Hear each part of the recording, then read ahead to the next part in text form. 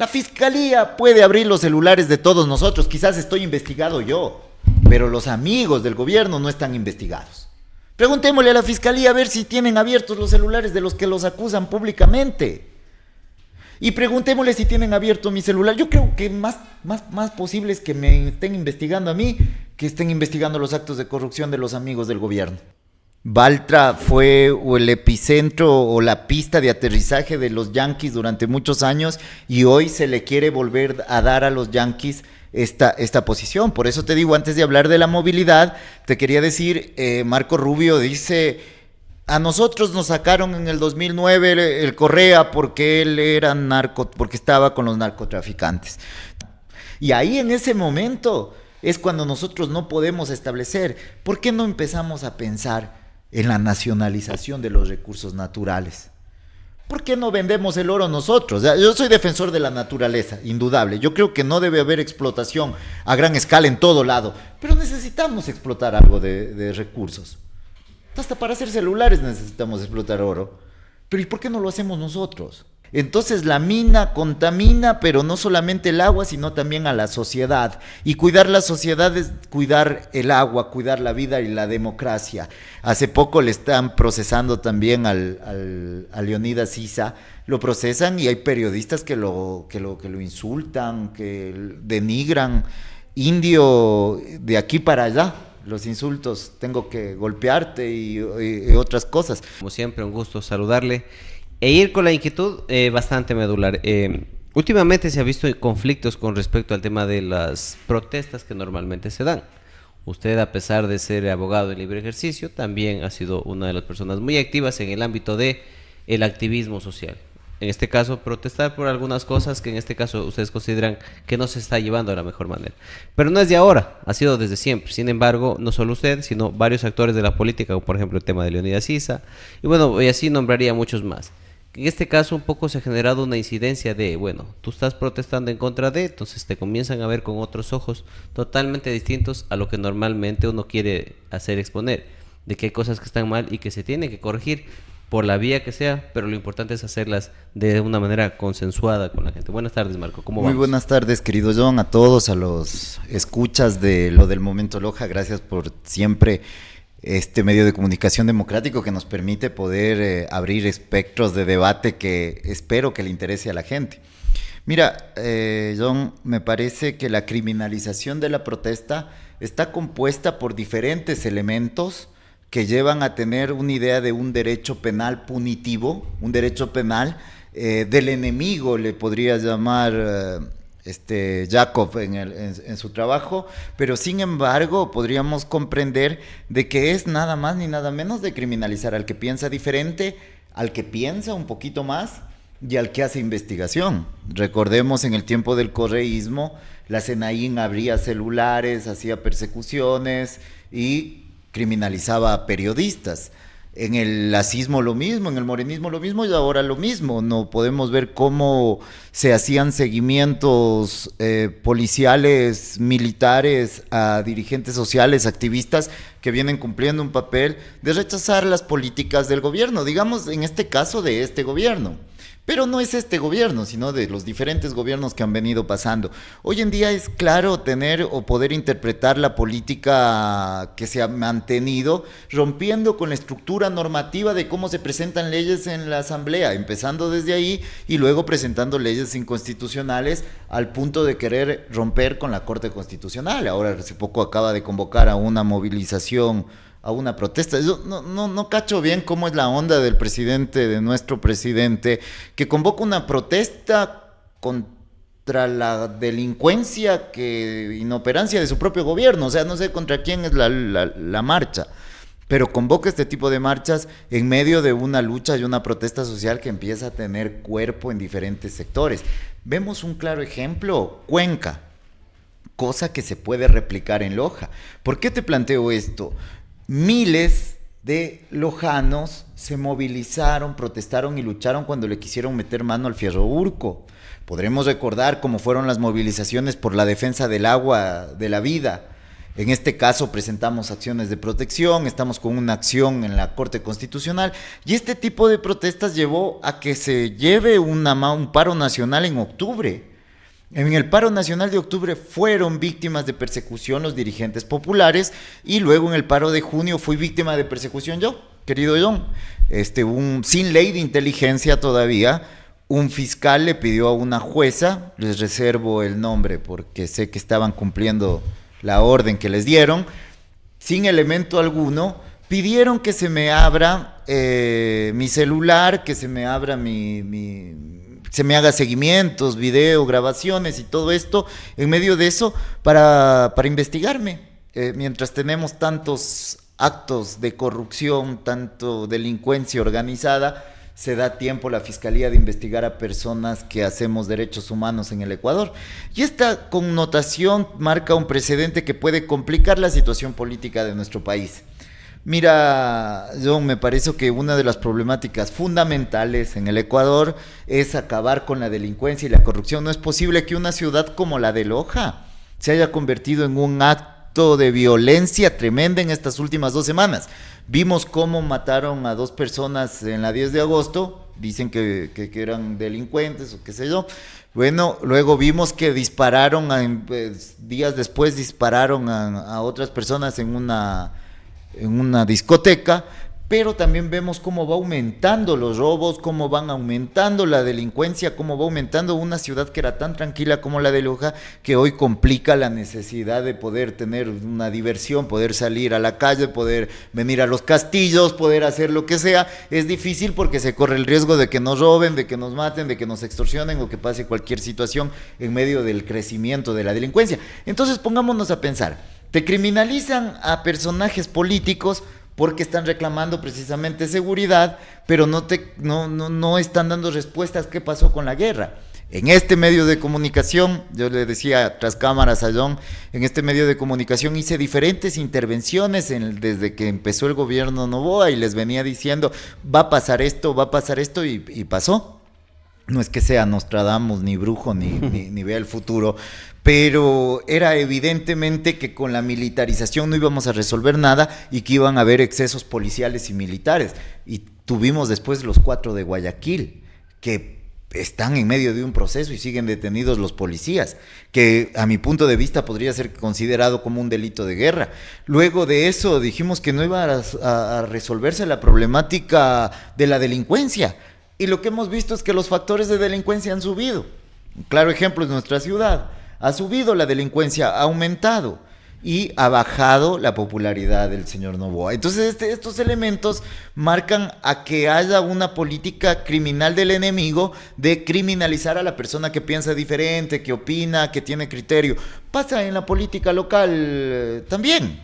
Como tienen poderes económicos importantes, pueden discriminar, lanzar epítetos o humillar o utilizar sus amistades para querer callar las voces de las personas que investigan, de las personas que hacen política, de las personas que piensan.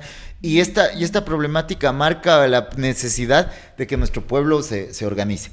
Las naves están luchando importantemente por resistir en Imbabura, están luchando por resistir en el Azuay, están luchando por resistir en diferentes focos de agua, que los quieren ver como focos terroristas, son focos de agua. Eso es lo que tenemos que decir a los señores que si tienen abierto mi teléfono, pues decirles que estos focos de defensa como Gualel, Fierro Urco, Saraguro, qué sé yo, Buenos Aires, Sichos, el Zig, diferentes lugares, Quinzacocha, estos lugares marcan un foco pero de agua, no es un foco de terrorismo como lo quieren hacer ver. Hace poco le están procesando también a Leonidas Issa, lo procesan y hay periodistas que lo insultan, que denigran, indio de aquí para allá.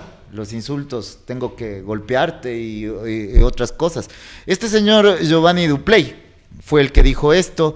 Yo me di el tiempo de revisar y ha sido Jaramillo, el apellido del señor Dupley, no ha sido Dupley, ha sido Jaramillo, capaz que es, puede ser nuestros vecinos, pueden ser nuestros compañeros, pueden ser campesinos.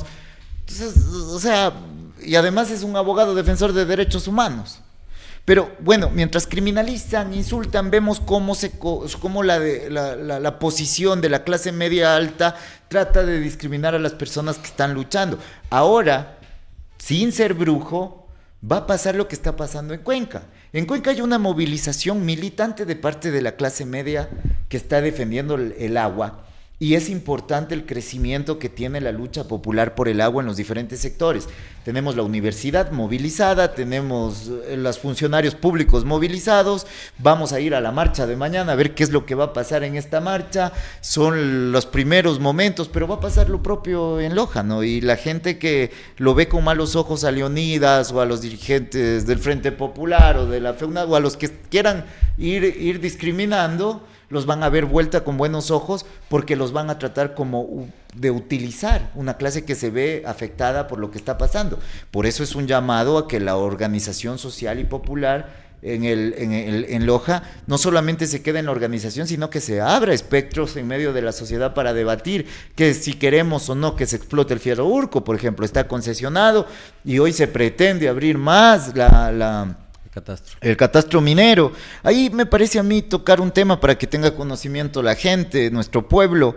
Es importante conocer que la iglesia de la Virgen del Cisne, lo digo porque la Virgen está aquí al lado de donde estamos nosotros ahora, hay peregrinos, hay una movilización de gente importante por todo esto, económicamente aumenta la producción en nuestro país, pero también hay devotos y una fe tremenda por lo que está pasando, pero la iglesia de la Virgen del Cisne está en riesgo.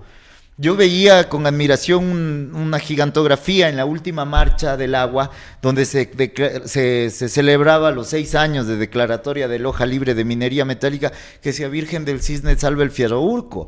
Esta lucha importante por el agua es una lucha por la vida, es una lucha por mejorar el ambiente. La minería a nivel mundial, en cualquier lado donde se haya conocido minería, en el Congo, donde se sacaba plata, en Potosí, en Bolivia, en cualquier lugar, lo que ha traído ha sido drogadicción, prostitución, asesinato, muerte, alcoholismo, delincuencia. Entonces la mina contamina, pero no solamente el agua, sino también a la sociedad. Y cuidar la sociedad es cuidar el agua, cuidar la vida y la democracia. Por eso nosotros decíamos y planteábamos que no debemos ver con preocupación que no haya una movilización fuerte en este momento, sino más bien apoyar el tipo de acciones y movilizaciones que hay y aportar en lo que se pueda, pero porque va a haber una lucha grande, el propio pueblo se va a ver afectado por todas estas condiciones. La clase media tiene una condición que es interesante, se frustra mucho sobre reconocer un error. Entonces no quiere reconocer un error todavía.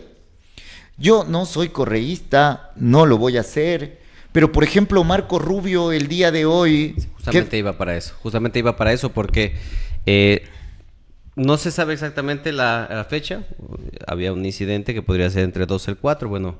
Hoy es 4, me imagino que hasta hoy tenía plazo, de que venía el secretario del gobierno de Estados Unidos, Marco Rubio.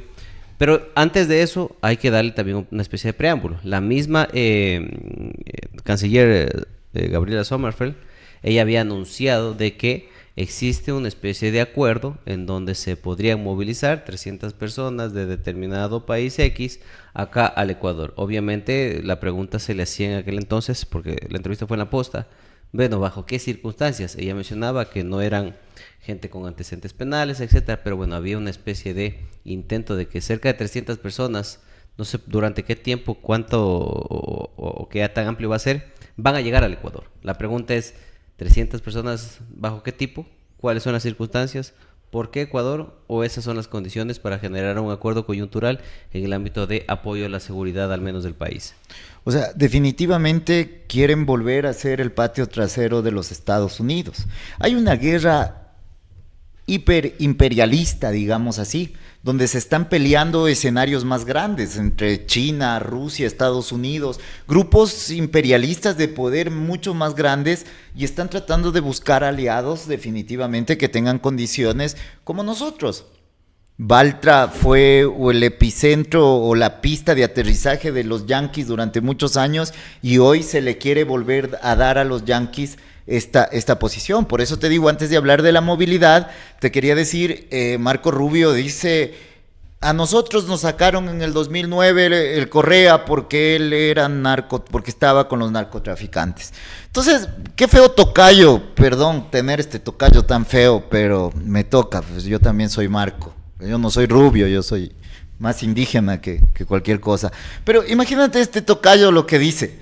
Mentira. No era una dádiva del correísmo, fueron años de lucha. Yo era presidente de la Federación de Estudiantes Secundarios del Ecuador cuando sacamos a la base de Manta, y esa era una de nuestras propuestas de lucha. Fue el movimiento organizado popular el que veía condiciones, que el Correa sea un traidor, que el Correa sea un tipo que no cumplió con la orientación del pueblo y el mandato que se le dio, o que luego se rió sobre la Constitución de la República, es otra cosa, pero el señor Rubio está hablando totalmente fuera de tiesto, porque aquí no es una lucha que tratan de hacer ver entre correístas y contracorreístas. Esta es una lucha ya de un pueblo que tiene conciencia en contra de unas posiciones políticas, si queremos o no ser patio trasero de los yanquis. Claro que son acuerdos militares también. Es importante tener a Baltra como pista de aterrizaje para salir más cerca a Japón, o tener barcos cercanos en las Islas Galápagos, o tener una base en Manta que puede tener un acceso militar, pero también el puerto más importante del Ecuador. Frente a ello, yo creo que el gobierno estadounidense va a meter muchos recursos para poder justificar esto y va a mandar deportados, pero es apoyar la política de deportación del gobierno de Donald Trump, que es un personaje que está golpeando a inmigrantes y mundialmente está mal visto ya por la posición, pero también es el aliado principal de los genocidas de Israel. Eso quiere decir, mira, te hablaba de una guerra imperialista entre grandes potencias. Entonces, si nosotros tenemos una base militar en Galápagos, podemos ser objetivo militar de Irán en un momento de ataque y guerra, siendo ellos los aliados principales de los israelitas que están cometiendo un genocidio en Palestina. Es decir, podríamos llegar a tener nosotros que ver en esta guerra que no nos corresponde, que lo único que nuestro pueblo ha pedido es que pare el genocidio con el pueblo palestino, pero tener que ver con el gobierno estadounidense para justificar que somos aliados de una potencia que va perdiendo potencia y que de hecho ha logrado tener este crecimiento económico en los Estados Unidos precisamente por la explotación de los obreros y de los trabajadores, porque también en Estados Unidos hay muchos pobres, hay mucha drogadicción, fentanilo, cocaína que sale desde los barcos ecuatorianos, van muchos para los Estados Unidos. Este tema que Marco Rubio viene al Ecuador, pero que yo lo rechazo personalmente, y creo que un montón de organizaciones sociales también, marca el precedente de decir, ¿quién recibe la droga en los Estados Unidos? ¿Quién recibe? ¿Quién reparte? ¿Quién vende? ¿Quién está desarrollando todo este negocio multimillonario de drogas en los Estados Unidos? ¿Por qué solo hay carteles en México, en Ecuador, en Colombia, en Perú, en Bolivia, en Argentina, pero no se conoce de carteles en Estados Unidos? Entonces, ¿quiénes están recibiendo? ¿Son los carteles de los colombianos los que están en los Estados Unidos vendiendo? No, son gringos, pero los gringos nos ocultan eso. ¿Quiénes son? Entonces no es una red de narcotráfico entre carteles gringos y carteles ecuatorianos, carteles europeos. Pero claro, aquí vienen a decir, nosotros declaramos como cartel a los choneros. Ya sabemos, métanlos presos, hagan lo que tienen que hacer. Y no necesitamos de los gringos para saber que los choneros tienen metida su mano sucia, dañada, llena de sangre adentro de las organizaciones estatales. Ya lo sabemos. Por ejemplo, algo más también que quiero topar para ir a la parte final de Marco, es, no sé qué opinión te deja esta reunión que se dio recientemente entre varias potencias, en este caso de Europa. Estamos hablando en este caso de China, de la India, también de Rusia. Por un lado, en esa reunión donde hubieron varios países obviamente del sector del mundo para la derecha. Pero también se dio ayer, hace poco también el desfile de China, que también contó con la presencia del presidente de Rusia y obviamente también con el representante de Corea del Norte.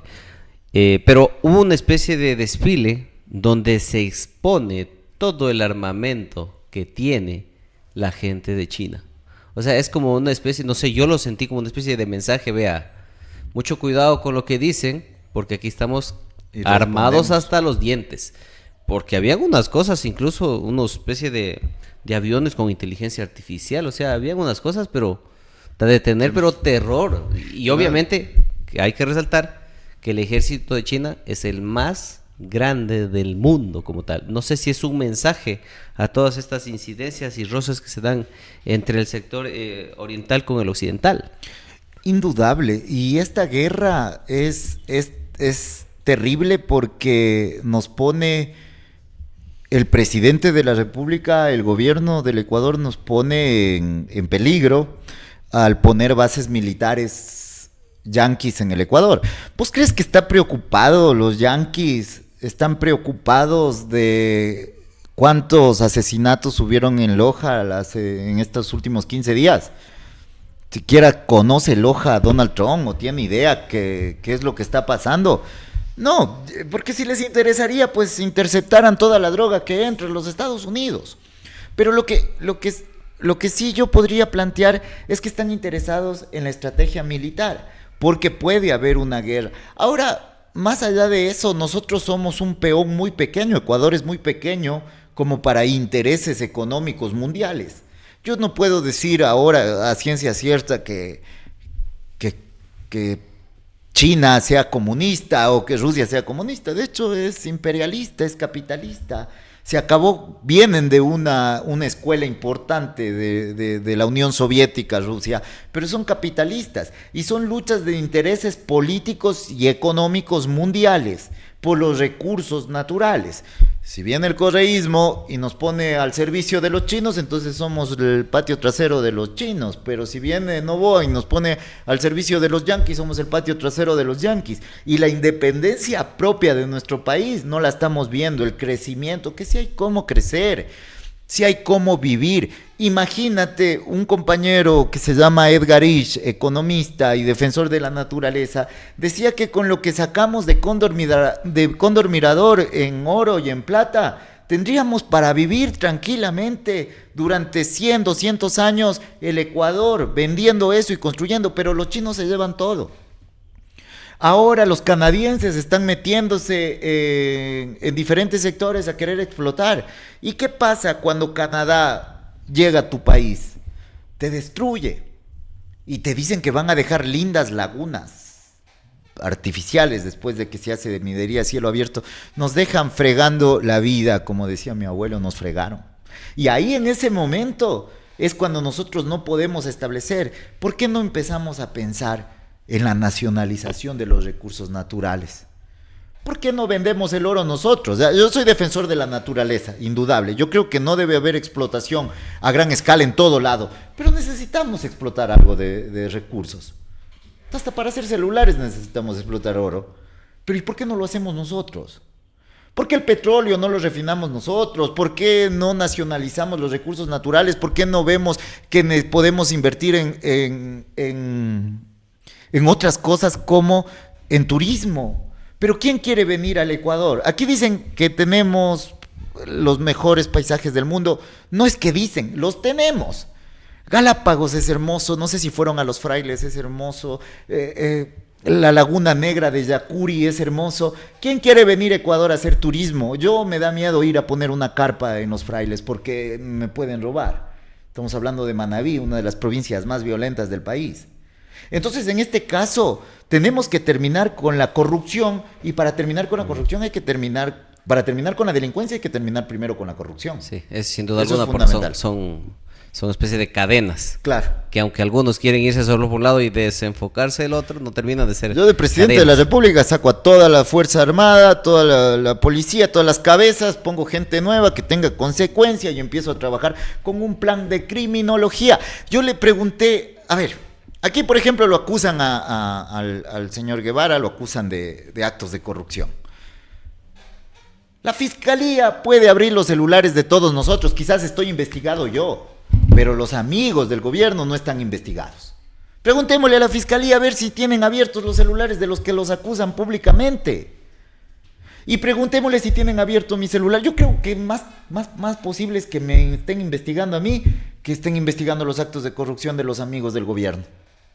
Entonces estamos marcando dónde estamos poniendo la bala, la seguridad jurídica sobre eso. ¿Qué seguridad jurídica tienen las empresas internacionales para venir a Ecuador? No tienen. Sí, bueno, en este país es bastante compleja la cosa. Marco, se nos acabó el tiempo, como siempre un gusto poder conversar contigo y pues dejarte con tu mensaje final y como siempre pues nos vemos en una siguiente ocasión. Muchas gracias, John. De hecho, agradezco, fue una conversación más que una entrevista y fue muy importante poder tocar estos temas. John, yo hacer un llamado a la sociedad más que nada de que nos organicemos, que vean, la violencia no es buena. No podemos resolver las cosas con violencia. Organicémonos, conversemos, hay gente joven, hay gente nueva, hay gente vieja que tiene buen pensamiento, hay con quién contar. Ya los mismos de siempre, ya basta. Vamos, organicémonos. No soy muy partidario del tema electoral, yo en lo personal. No quiero ser candidato, digámoslo así. Si me toca en algún momento, lo asumiré, pero ya porque toque, no porque quiera. Pero frente a esto, ya no votemos por los mismos de siempre, pues también hagamos mea culpa y digamos, bueno, nos equivocamos.